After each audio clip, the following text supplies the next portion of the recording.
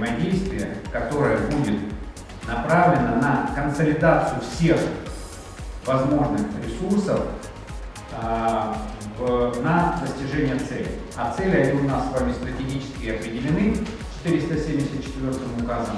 Это вхождение в десятку, это воспитание, это поддержка талантов.